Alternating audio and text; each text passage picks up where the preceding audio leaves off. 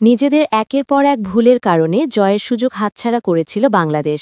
ভারত ১৯৪ রানের টার্গেটে সমান রান করে ম্যাচটি টাই করে ফেলে ভারত। এরপর খেলা চলে যায় সুপার ওভারে।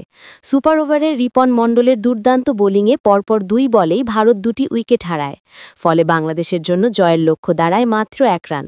সেটি সহজ হলেও কিছুটা কঠিন হয়ে ওঠে, তবে ওয়াইডের কারণে বাংলাদেশ শেষ পর্যন্ত জিতে ফাইনালে জায়গা করে নিয়েছে।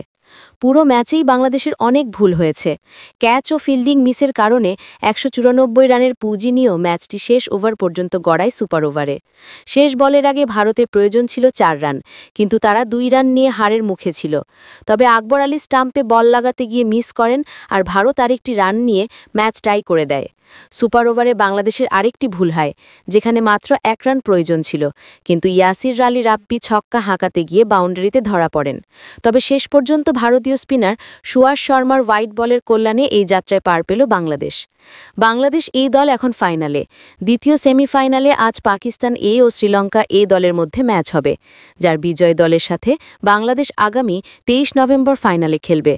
রাইজিং স্টার্স এশিয়া কাপের ফাইনালে ওঠার লড়াইয়ে কাতারের দোহায় বাংলাদেশ প্রথমে ব্যাটিং করে শুরুটা ভালো করে। ওপেনিং জুটিতে সোহান ও জিসান ৪.২ ওভারে ৪৩ রান সংগ্রহ করেন। পরে দ্রুত উইকেট হারালেও সোহানের ব্যাট থেকে আসে ৪৬ বলে ৬৫ রান। বাকি ব্যাটাররা খুব একটা সহায়তা দিতে পারেননি, তবে মেহেরব ও ইয়াসির রাব্বি শেষ দিকে ঝোড়ো ব্যাটিং করে দলকে ১৯৪ রানে পৌঁছাতে সাহায্য করেন। ভারত ১৯৫ রান তাড়ায় প্রথমে ৫৩ রানের ওপেনিং জুটি গড়ে।